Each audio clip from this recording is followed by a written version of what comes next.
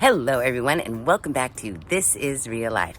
I'm your host Sheri, and on today's DIY Wednesday video, the backyard makeover is well underway. I have been building like a crazy person for the last 3 days. Editor John has come over and helped me build some situations for some other situations, and it's looking pretty good. I mean, we only have like one thing done, but it's looking pretty good. So let me show you the progress so far.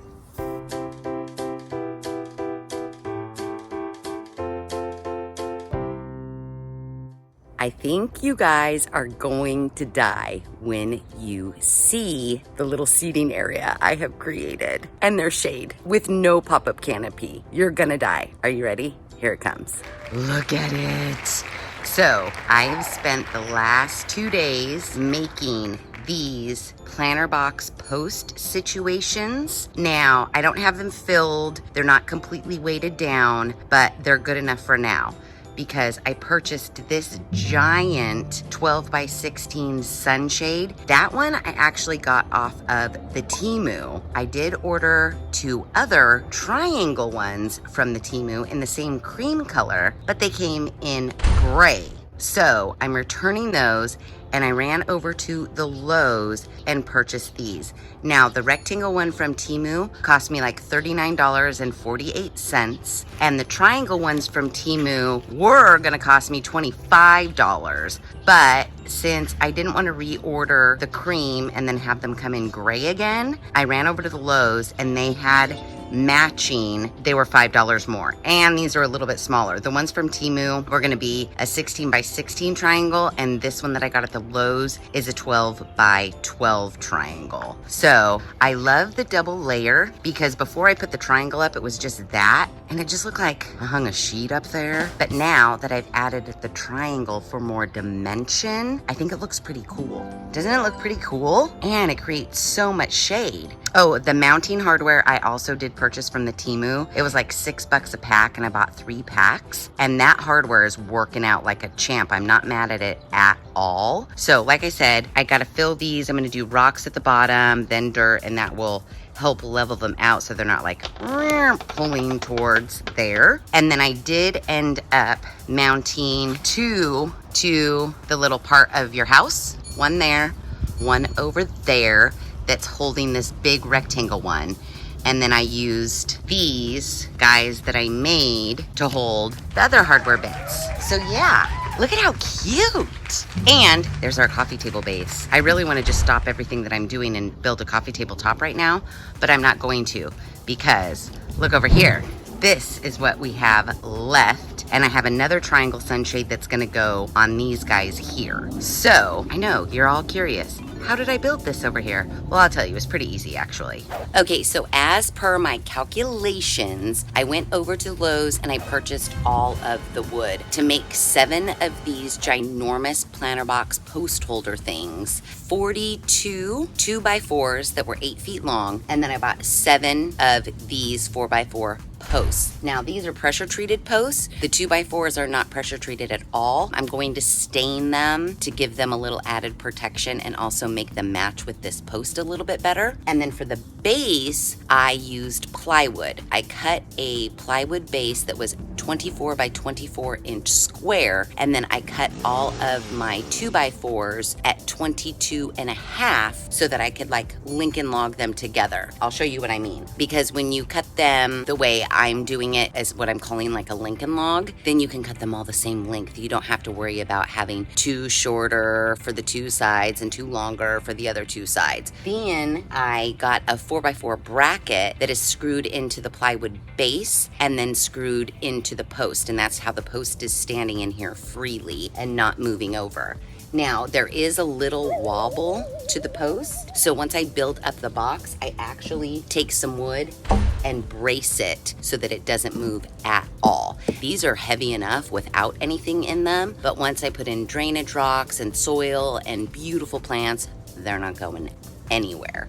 So there is my 24 by 24 piece of plywood and the little bracket that I have mounted to the plywood and to the post. I already have one side wall up, and I'm doing 5 widths of the 2x4s up to make our planter box, and that is also measuring about 19 3/4 high, which is the perfect bench height, because over in this corner I'm going to build benches between each one of these planter boxes. Now, because I didn't want the plywood sitting on the ground, I did take a 2x4 and put it on its side like this rather than this, and it is outlining the entire base of the 2x4. So the plywood is not sitting directly on the ground, only the bottom edges of the 2x4s are sitting directly on the ground. Now, why did I decide to make 7 planter boxes rather than just dig holes for the posts and do the post at certain intervals?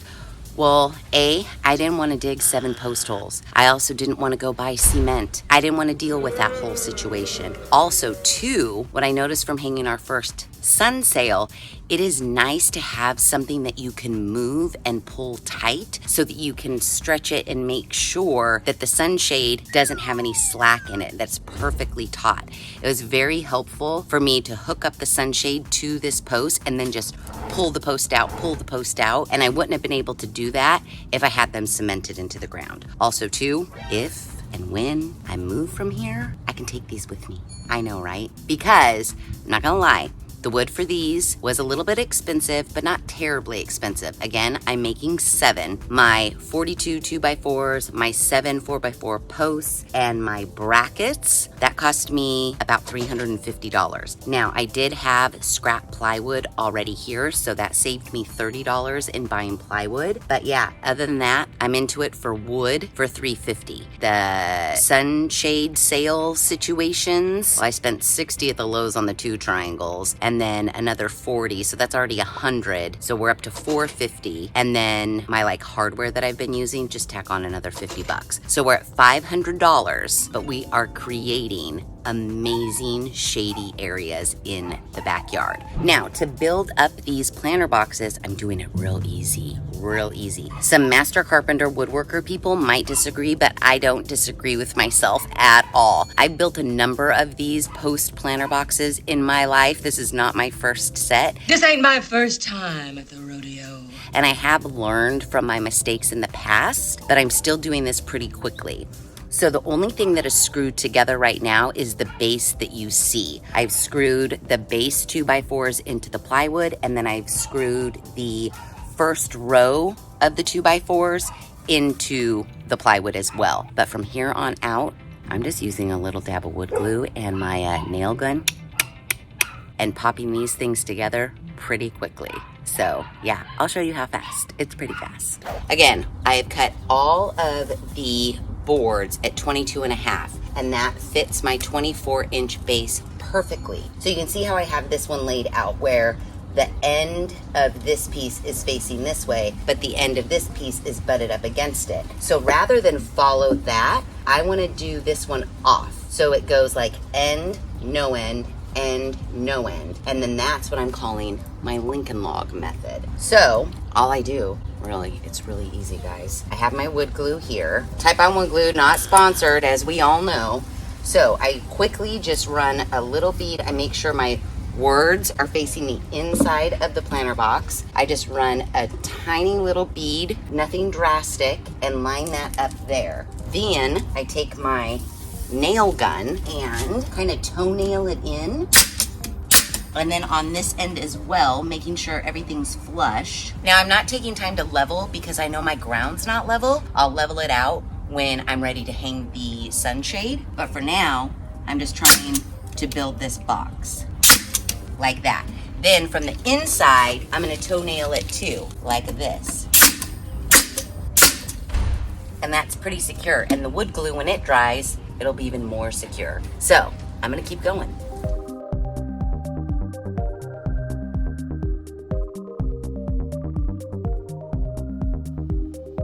And just like that, we have the second to the last planter box post holder situation done. Look at how sturdy it is. So yeah, let me finish this one and then we can hang this sunshade situation.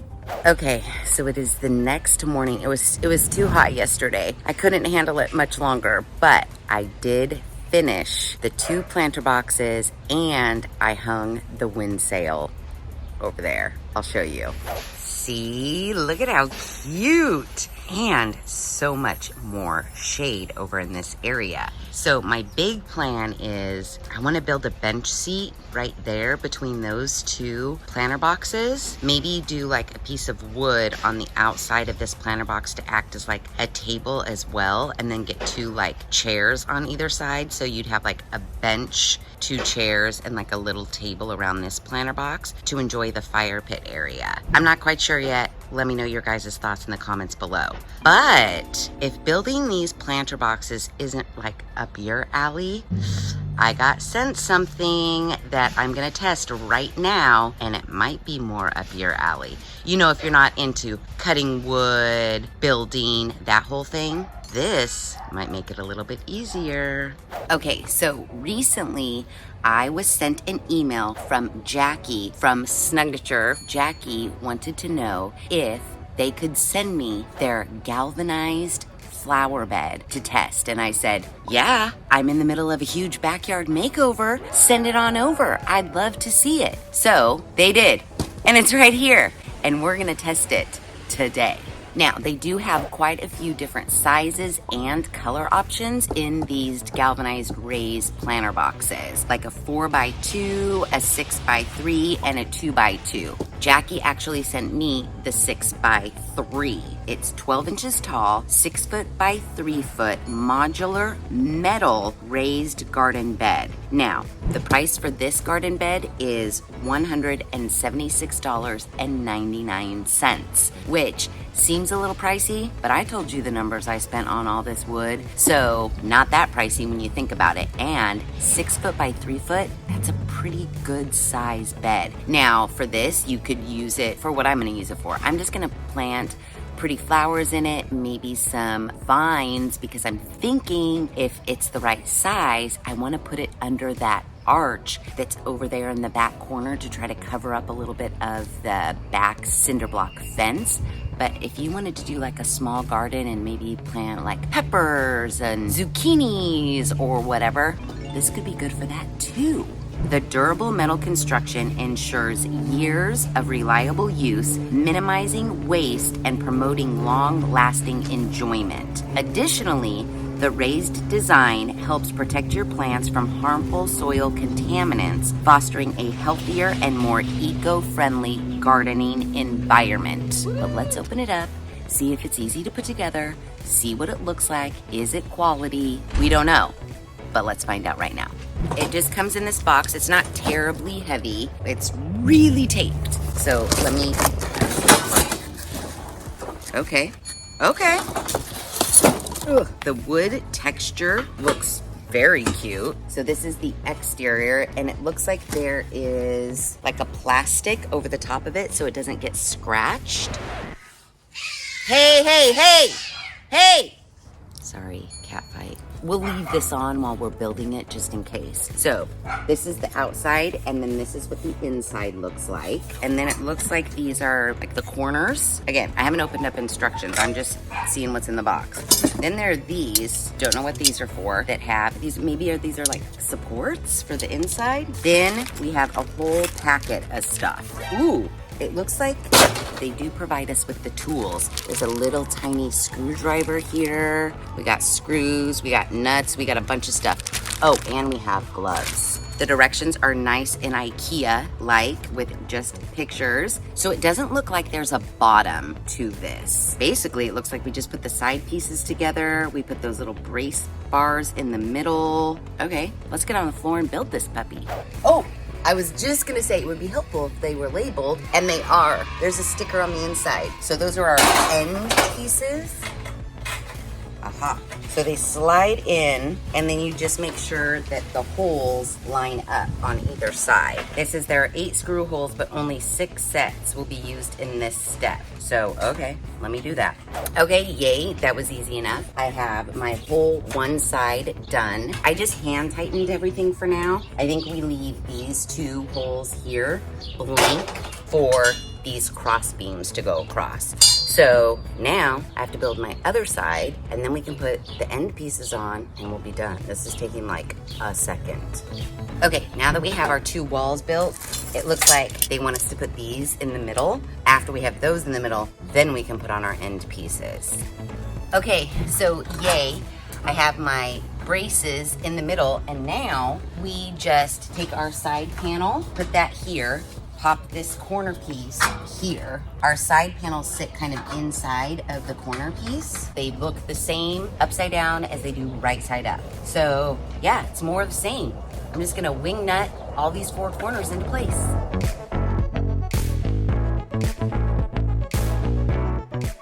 Okay, I have it all built.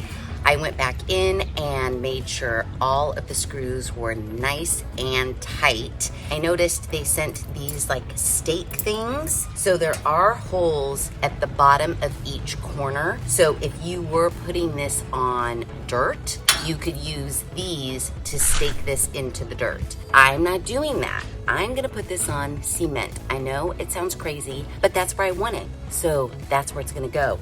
It's way bigger than I thought. Like, I know 6 feet by 3 feet. When you hear it, it doesn't sound that big, but when you see it, it's pretty big. So hopefully it's not too big for the space that I want to put it in, because if it is, I'll have to think of an alternative. Let's go see. Okay, I think it fits perfectly. So let me show you. Look how cute. And I love that the faux wood finish kind of matches the arch that I have back here already. It was very lightweight, so easy to move. I didn't struggle one bit. You could carry it with one hand. It's that lightweight. Put it down, centered it here, and then plop the arch on the inside. So yeah, once I have this all filled with dirt and some vines, we're gonna totally camouflage this back wall. So yay. So it looks like someone needs to go to the soil and flower store to get stuff to fill this and all of my other planter boxes that I built done and taken care of. So the next time you see this, we'll have beautiful flowers growing everywhere. Okay guys, I went to the Lowe's and got some plants. I got some soil. I've leveled out all my planter box posts. I've filled them.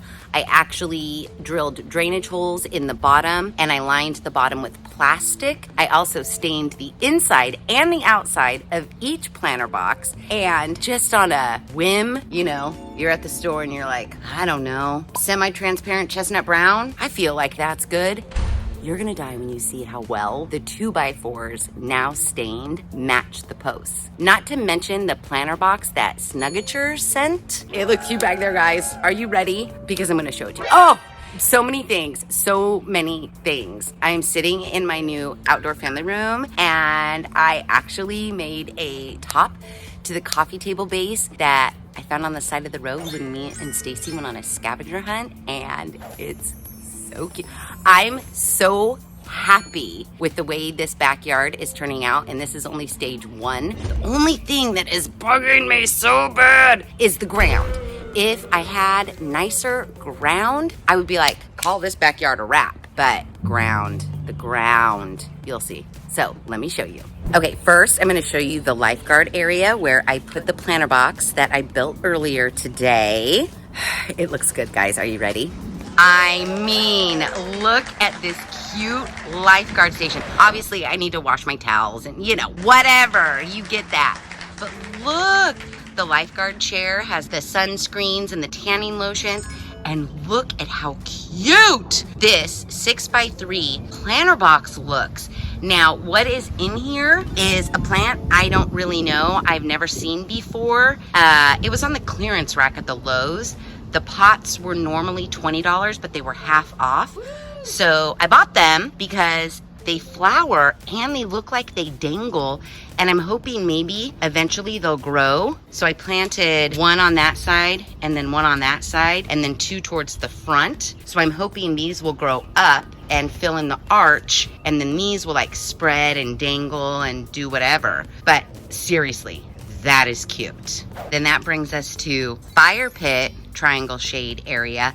Look! Do you see the stain matches the pressure treated post like identically? I can't even right now. So in each of these planter boxes, I planted lantana, and I just wanted to grow and like spill over. That's the plan. Hopefully they all survive. I put the fire pit here and tried to level this out a little bit. I'm not sure. Do you see the ground situation? Like, I don't know what's happening. A couple of you suggested rototiller it, sprinkle grass seed. Is that still the plan? Let me know in the comments below. Obviously, we know we need like pavers and stuff around a fire pit, but what the rest of the shit is gonna happen, I don't really know. Okay, and now for the piece de resistance, the outdoor family room. It is, I can't. You're just gonna have to see it because I can't. Are you ready? Here it comes. Dun, dun, dun, dun, dun, dun, dun. I mean, come on. Can't nobody tell me. Do you see what I mean? Like, if I just had good ground, we could call this makeover a wrap. Look at this. Now, I'm standing under my temporary canopy right now because I'm trying to shade this area here, but let me show you.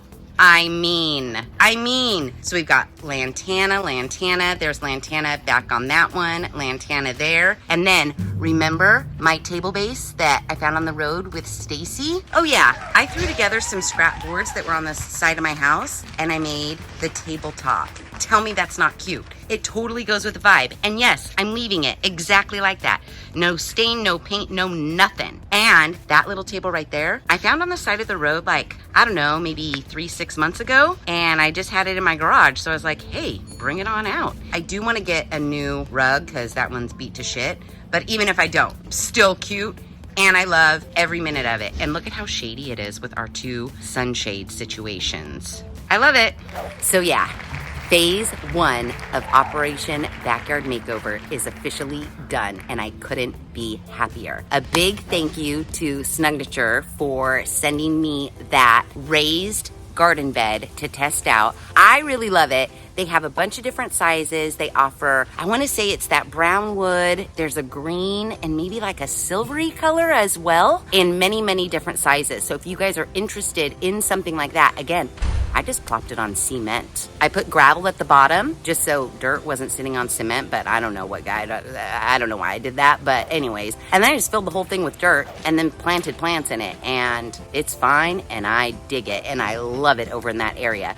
So if you guys are interested in checking out the different sizes, the different colors, I'll put all of their information in the description box below. And again, this is not sponsored by Snugniture at all. They just sent this to me so that I could test it out and see what I think about it. And yeah, I think it's pretty good. I'm not quite sure about like, what was this one, 179? Again, it is huge, but again, the amount of money I spent on wood to make all of these planter boxes, they do have smaller ones that are less expensive, larger ones that are more expensive. So yeah, if you like this video, please be sure to give it a big thumbs up. Also, if you haven't done so already, please subscribe to the channel. Make sure you have your notification bell on so that you don't miss another DIY Wednesday, because there's many phases to this backyard makeover and we just finished phase 1. So you're gonna wanna stay tuned, have that notification bell on so that you don't miss phase 2, 3, 4, 5. Who knows how many phases there are gonna be, but by the looks of things, there's a lot. Also, be sure to share this video with your family and friends. And as always, thanks for hanging out. Hey, hey, hey, hey!